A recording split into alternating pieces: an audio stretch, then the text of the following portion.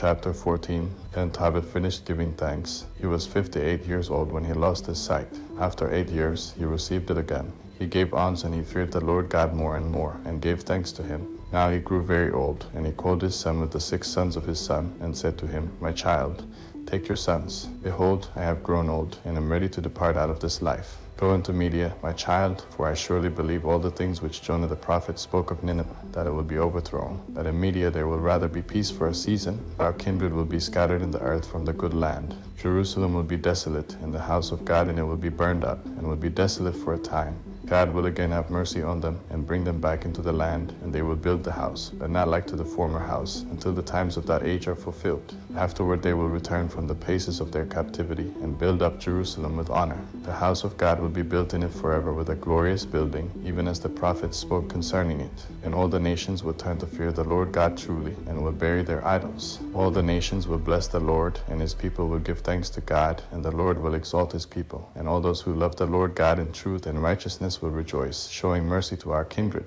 And now, my child, depart from Nineveh, because those things which the prophet Jonah spoke will surely come to pass. But you must keep the law and the ordinances, and show yourself merciful and righteous, that it may be well with you. Bury me decently, and your mother with me. Don't stay at Nineveh. See, my child, what Ammon did to Ashachars, who nourished him, how out of light he brought him into darkness, and all the recompense that he made him. Ashachars was saved, but the other had his recompense, and he went down into darkness. Manasseh gave alms, and escaped the snare of death which he set for him. But Ammon fell into the snare, and perished. And now, my children, consider what alms does, and how righteousness delivers. While he was saying these things, he gave up the ghost in the bed, but he was 158 years old. Tobias buried him magnificently. When Anna died, he buried her with his father. But Tobias departed with his wife and his sons to Ecbatana to wait on his father-in-law.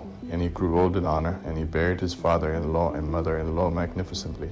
And he inherited their possessions, and his father Tobit's. He died at Ecbatana of Media, being 127 years old. Before he died, he heard of the destruction of Nineveh, which Nebuchadnezzar and Ahasuerus took captive. Before his death, he rejoiced over Nineveh.